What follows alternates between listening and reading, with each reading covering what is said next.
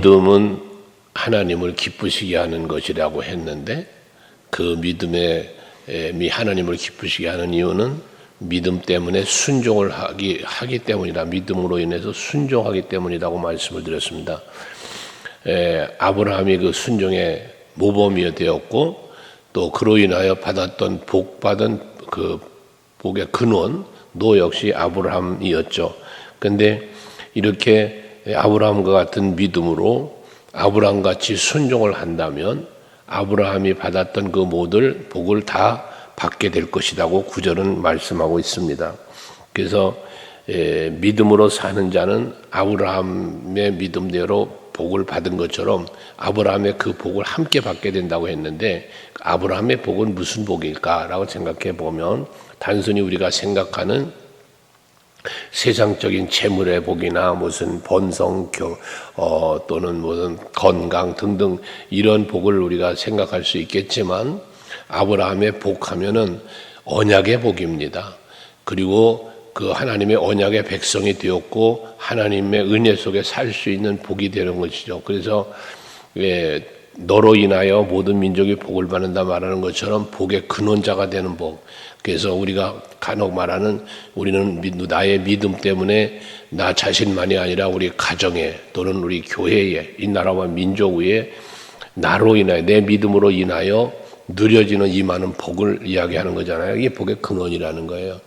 아브라함과 하나님이 언약하셨고 그 언약을 믿고 아브라함이 언약 안에 살아감으로 인하여 아브라함에게 그 아들 이삭에게 그 후손에게 이어지는 그 모든 복들이 오늘 우리에게까지 임한 거잖아요.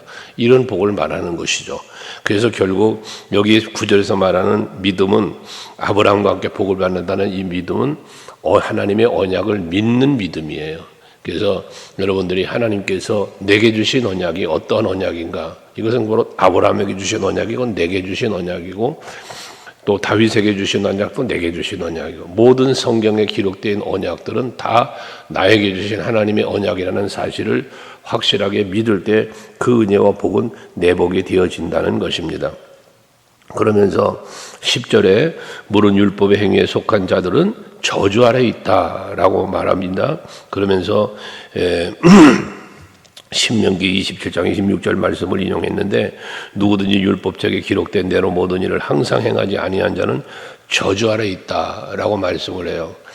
모세를 통하여 하나님은 백성들을 모았죠. 그래서 에발산에 모아놓고 그리심산에 모아놓고 하나님의 말씀을 선포할 때 백성들은 그 말씀을 받으며 아멘 아멘 하며 화답을 했다라고 말씀하잖아요. 근데 그 말씀 가운데에 그런 거예요. 모든 율법을 지켜 행하는 자가 되어질 때 그 율법을 행하지 않는 자는 저주를 받는다라고 말씀하고 있는 것이거든요. 우리가 언젠가 묵상을 했습니다만 야고보서 2장 말씀에도 보면 야고보서는 그러잖아요. 아무리 많은 모든 율법을 다 지키다가도 하나의 율법을 어기면 결국은 모든 율법을 어긴 것과 같다라고 말씀을 하는 것처럼 율법은 그런 거예요. 그래서 율법의 행위에 속한 자는 저주 아래 있게 된다는 얘기는 율법으로는 저주를 벗어날 수 없다. 율법을 완전하게 지킬 사람은 없다라는 의미에서 이와 같은 말씀을 하는 것이죠. 그래서 11절에 또 하나님 앞에서 아무도 율법으로 말미암아 의롭게 되지 못할 것이 분명하니 이는 의인은 믿음으로 살리라 하였습니다라고 합니다. 무슨 말입니까? 율법으로 의로워지는 게 아니고 율법으로 우리가 구원받는 게 아니라 믿음으로 의로워지고 믿음으로 구원을 받는다는 것이잖아요. 그 믿음이 뭐라요? 하나님의 언약을 믿고 그 언약이 성취되어져 가는 것을 믿는 거예요. 그래서 아브라함과 언약하신 것이 그대로 성취되는 과정을 출애굽을 통하여 보여주신 거잖아 우리에게. 그 출애굽을 통하여 가나안에 이르기까지 하나님께서 그 이루어 가시는 그 모든 섭리의 과정을 통하여 하나님은 언약을 이렇게 이루시는 분이구나를 우리가 보게 됐고 또 그것을 믿게 되어지는 과정이 그렇게 있었지 않았어요? 그러니까 우리는 믿음으로 의로워지는 거예요. 여러분들도 우리가 오늘 행위가 완전하여 의인이 아니잖아요. 그 성경에서 시편에도 말한 것처럼 행위가 온전하여 율법을 지키는 자가 복되다고 그러는데 그 행위의 온전함이 우리 스스로 이룰 수 없다고 말이에요. 우리가 혹여라도 하나님의 말씀을 지켜 행하고 그 행함이 뛰어나다 할지라도 그렇게 행함으로 우리가 말씀을 지키고 율법을 지킬 수 있는 힘도 바로 성령의 능력이요 예수 그리스도의 이름의 능력이 되어지는 것이죠. 그래서 우리는 항상 믿음 안에서 우리가 의로워지고 믿음으로 살아가는 삶을 살게 된다. 그 믿음조차도 하나님이 우리에게 주신 선물이요 성령이 이끄시는 능력 속에서 살게 되어진다고 말씀하는 것입니다. 그러면서 12절에 보면 또 율법은 믿음에서 난 것이 아니니 율법을 행하는 자는 그 가운데서 살리라 하였느니라 라고 해서 율법을 지키면서 산다라고 하는 것은 좋은 일이죠. 옳은 일이죠. 우리가 그렇게 해야죠. 그렇지만 완전할 수는 없다는 거예요. 그래서 로마서 3장에서 말하잖아. 의인은 없나니 어떻게 돼? 하나도 없다잖아요. 그러니까 그 율법의 행위로 우리는 의로워질 수 없음을 말씀하는 것이니까 예수님이 십자가에 달려 죽으신 이유가 무엇 때문이요? 우리가 율법에 완전치 못하니까 그 완전치 못한 우리들을 위해서 십자가를 지신 거잖아요. 그러므로 우리 인간은 의로울 수가 없어요. 아담과 하와가 선악과를 먹는 이후로는 우리는 다 원죄를 갖고 있고 그 죄로 인하여 사망의 자리에 있는 자들이잖아요. 그걸 살리시고 새롭게 하실 수 있는 능력은 하나님께 있으니 그 은혜를 능력을 우리에게 베풀어 주신 게 십자가의 능력 아닙니까? 그 고린도전서 1장 18절에 말씀하는 것처럼 십자가의 도가 멸망당하는 자에게는 미련한 것으로 보인다잖아요. 그러나 우리가 구원받은 우리들에게는 하나님의 능력이 된다라고 말씀하지 않습니까? 이게 바로 믿는 자와 믿지 않는 자의 모습이고 또 하나님께 택함받은 자와 택함받지 못한 자의 차이점이죠. 그래서 하나님의 은혜를 우리에게 십자가로 부어주셨는데 사랑을 보여주셨는데 그 은혜와 사랑을 우리는 받은 자요 이 받았다는 사실을 믿는 자이기에 그 믿음이 여러분을 의인으로 만들어 주었고 그 믿음이 결국 여러분을 복되게 한다 그 말씀이죠. 그러면서 13절에 보면 우리가 율법으로 이렇게 완전할 수 없기 때문에 예수께서 십자가를 지셨는데 13절에 그리스도께서 우리를 위하여 저주를 받은 바 되사라고 하잖아요. 어제 저녁 수요예배도 말씀한 것처럼 예수께서는 우리를 위하여 자기의 몸을 버리셨다 그랬잖아요. 그러니까 예수께서는 우리들을 위하여 자기 몸을 버리셨다. 우리의 죄의 값을 대신 지불하셨다고 그런 거였잖아요. 버렸다는 말은 지불했다는 뜻이 있다고 그랬잖아요. 이것처럼 오늘 여기 말씀에도 마찬가지야. 율법의 저주에서 우리를 속량하셨으니 기록된 바 나무에 달린 자마다 저주 아래에 있는 자라 하였습니다 라고 하잖아요. 신명기서 21장 23절에 말하는 건데 율법에서 말하는 거예요. 나무에 달린 자마다 다 저주받은 자라고. 그러니까 예수님이 십자가에 달려 죽으신 것은 저주를 받으신 거야, 예수님이. 왜 저주를 받으셨느냐? 우리의 죄 때문에, 우리가 받아야 할 저주를, 우리의 죄로 인하여 내가 받아야 할 저주를 대신 예수님이 짊어지신 거죠. 그 저주의 죄값을 대신 지불해 주신 거죠, 십자가로. 그러니까 그것이 곧 우리에겐 은혜가 된다는 거예요. 우리가 거기에 빚진 자가 되어졌다는 얘기를 어제도 했지 않습니까? 이와 같은 그 저주를 대신 감당하신 대신 대속제물이라고 말하는 바로 그것이죠. 예수님이 이 땅에 오신 목적이 우리의 죄를 대신 짊어지시려고 오신 거예요. 그게 십자가를 지셨단 말이에요. 십자가를 지시지 않을 수도 있어요. 그렇지만 십자가를 지신 거예요. 그래서 스스로 자기 몸을 버리셨다라고 하는 거예요. 이게 예수께서 우리들을 위해서 죄값을 치루어 주신 거거든요. 사도 바울은 이 율법의 정신을 예수께서 이어 그 죄값을 지불했다는 사실을 알지 못할 때에는 예수를 믿는 자를 박해하고 핍박하고 그랬던 사람이었잖아요. 그랬는데 이 예수님이 지신 십자가가 저주받은 게 나의 죄 때문에 그 저주를 감당하신 것이라는 사실을 깨닫고 난 뒤로 바울은 변화가 일어난 거 아닙니까? 결국 바울의 변화는 무엇으로 이루어졌습니까? 은혜로 이루어진 거예요. 예수 그리스도께서 십자가를 지심이 나를 위한 것이었다는 사실에 그 은혜를 깨달았기 때문에 그 은혜를 깨달음으로 변화가 됐다 그 말이거든요. 그러니까 우리들이 제가 여러분에게 은혜에 대한 얘기를 수없이 하잖아요.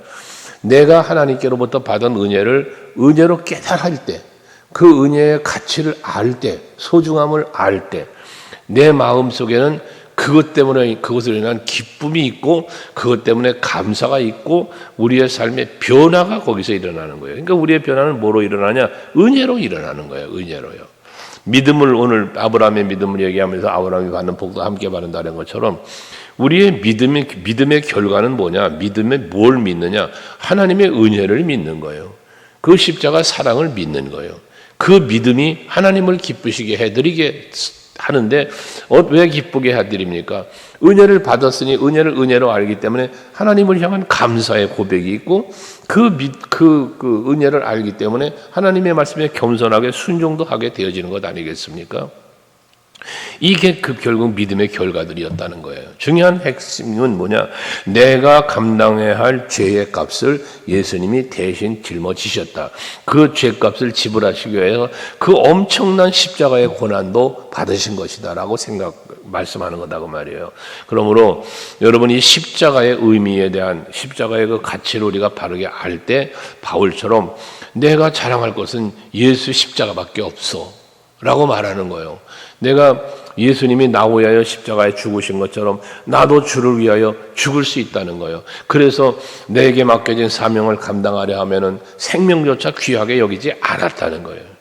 죽는 것도 감당하겠다는 거예요. 왜? 예수님 나를 위하여 그러신 것처럼 나도 내게 준 사명을 감당하는 일은 이렇게 목숨까지 귀하지 여기지 않고 감당하겠다는 거잖아요. 결과적으로 사도 바울은 순교했지 않습니까? 예수님이 나를 위하여 죽으신 것처럼 나도 주의 뜻을 이루고 하나님의 뜻을 이루기 위하여 죽겠다는 거예요. 그 죽음도 불사하겠다는 것입니다. 이것이 바로 바울의 중심이었던 것처럼 이제 오늘 우리들도 마찬가지 그 중심을 가지고 살아야 할 것입니다. 그러려니까 뭐하라? 그 십자가의 은혜와 사랑에 대한 가치를 바르게 알아야 되겠다는 것입니다. 그러면서 14절 이는 그리스도 예수 안에서 아브라함의 복이 이방인에게 미치게 하고 또 우리로 하여금 믿음으로 말미암아 성령의 약속을 받게 하려 함이다라고 했습니다. 결과적으로는 앞에서 말한 것처럼 아브라함에게 주신 하나님의 언약, 이 언약이 믿어질 때 그 언약이 믿어지니까 그 믿음으로 순종하며 살았다고 그랬지 않았어요? 여호수아 갈렙 가나안 땅을 정탐했던 여호수아 갈렙도 하나님의 언약을 믿었기 때문에 정탐하고 돌아와서 다 많은 사람들이 저 땅 우리 들어갈 수 없다, 우리 메뚜기 같다 라면서 원망하고 불평하고 두려워 떨 때에 여호수아 갈렙은 아니다. 저 땅은 하나님께서 우리에게 주시겠다고 약속한 땅 아니냐, 약속을 이야기하잖아요. 그러니까 저들은 우리의 밥이다 라면서 그 담대하게 말하고 있는 모습을 보잖아요. 두려워 떠는 게 아니라 가서 보니 기름지고 좋은 땅인 거야. 이 땅 하나님 우리에게 주시겠다고 약속해서 얼마나 좋았겠습니까? 그러니까 우리가 하나님께 믿음은 하나님께 영광을 돌릴 뿐만 아니라 그와 같은 언약을 믿는 이 믿음은 나의 마음도 즐겁고 기쁘게 해주고 내 삶을 복되게 해주는 겁니다. 그게 아브라함의 복이 우리에게 임하는 것이에요. 그러니까 여러분 하나님을 믿고 그 언약을 믿으시면서 그 믿음 안에 살면 그 믿음 안에 사는 그 자체가 행복이에요. 그 예수님 덕분에 우리는 행복해졌다는 이야기를 하는 것입니다. 그런데 이와 같이 이 믿음으로 말미암아 뭐가 돼? 성령의 약속을 받게 하려 합니다라고 말씀을 하고 있습니다. 성령의 약속. 이것이 성령의 인치심, 성령이 보호하심, 성령이 이끄심이라고 했잖아요. 성령을 일컬어 요한복음 14장에 보면 뭐라 그랬어요? 보혜사라고 하는 말씀을 썼잖아요. 보혜사. 이 보혜사라고 하는 말은 보호자다, 돕는 자다, 뭐 이런 의미를 가지고 있다고 그랬잖아요. 파라클레토스라고 하는 헬라어인데 그 말 자체가 보혜사라는 뜻이 그런 거예요. 그러니까 성령이 우리에게 약속을 성령을 통해서 받게 했다라고 하는 것은 하나님께서 우리에게 주신 언약이 어떤 언약이냐? 내가 너를 보호해 줄게. 내가 너를 도와줄게. 내가 너와 함께 할게. 이게 하나님의 수없는 약속이잖아요. 임마누엘의 약속은 하나님께서 수없이 한 약속이에요. 그래서 성경의 주제를 저는 사랑이라고 표현하지만 그 사랑의 성취, 하나님이 우리를 사랑하시는 사랑을 이루시는 그 언약에 대한 성취를 이루심을 임마누엘로 하셨다고 그러잖아요. 그래서 성경의 주제는 저는 임마누엘이라고 하는 이유가 바로 그거라고 그랬잖아요. 그래서 예수께서 이 땅에 오시는 것도 언약의 성취로 오시는 거잖아요. 언약의 성취로 이 땅에 오시는 거야. 그 우리를 사랑하시기 때문에 사랑으로 오시는 거예요. 십자가를 지신 것도 언약의 성취로 십자가를 지시는 거예요. 그 사랑, 우리를 사랑하기 때문에 십자가를 지시는 거예요. 로마서 5장 8절이 그거지 않습니까? 우리를 향한 자기 사랑을 확증했다. 무엇으로? 십자가로 말입니다. 그러니까 이와 같은 하나님의 그 우리를 향한 우리에게 주신 그 언약을 이렇게 성취해 가시는데 그 성취해 가시는 것을 우리로 하여금 깨달아 알게 하고 믿을 수 있게 하는 게 누구다? 성령이라는 거예요. 그래서 성령의 약속을 받는다라고 말씀하고 있는 것입니다. 이것은 절대적으로 변하지 않고 바뀌지 않고 그대로 이루어지는 거예요. 이루어지도록 누가 일하십니까? 하나님이 일하시는 거예요. 성령이 일하시는 거예요. 우리 안에서 일하시고 내 삶의 환경과 상황에서 일하시는 거예요. 홍해바다를 가르치는 일을 하신 것처럼 뭐 여리고를 무너뜨리고 요단을 가르치고 가나안 땅에 살고 있는 7족 속들을 다 몰아내시면서 그들이 들어가 차지할 수 있게 해주시는 것처럼 하나님은 계속해서 일을 하셨잖아요. 그것처럼 지금 이 시대도 우리를 위하여 성령은 일하시는 거예요. 로마서 8장 26절에 말하잖아요. 우리가 연약하여 빌 바를 알지 못하나 성령은 지금도 우리를 위하여 탄식하며 간구하신다잖아요. 이게 성령이 하시는 일인 거예요. 그래서 모든 것을 합력하여 선이 이루어지도록 역사하심을 말씀하고 있지 않습니까? 오늘도 하루를 살아가실 때에 여러분이 하나님을 믿는 믿음 안에 사시길 바랍니다. 근데 그 믿음은 무슨 믿음? 언약을 믿는 믿음이라 그랬잖아요. 그래서 하나님이 여러분에게 오늘도 생각하세요. 어떠한 약속을 나에게 주셨나? 하나님이 어떤 약속을 나에게 주셨느냐 말이에요. 성경을 그냥 이야기처럼 읽고 지나가지 마시고 말씀을 항상 묵상하면서 하나님이 나에게 주신 약속, 아브라함에게 준 약속, 다윗에게 준 약속, 다 약속들이 있잖아요. 근데 이 약속이 나에게 주신 약속이 되어야 된다고 말씀을 늘 드리잖아요. 내게 주신 약속이에요. 그러면 아브라함과의 언약을 성취하셨던 하나님이 내게 주신 약속도 성취하시겠죠. 이루시겠죠. 바로 이런 믿음을 가지고 살아가야 된다는 겁니다. 그때 그 믿음대로 되어지는, 내게 주신 아브라함에게 주신 약속이 이루어진 것처럼 내게 주신 약속도 반드시 이루어진다는 사실이 믿어지니까 그 믿음대로 이루어짐을 여러분들은 보실 거고 그 누림이 여러분에게 또한 있게 될 줄로 믿습니다. 이 하루가 그런 복된 하루가 되시기를 주님의 이름으로 축복합니다. 기도하시겠습니다.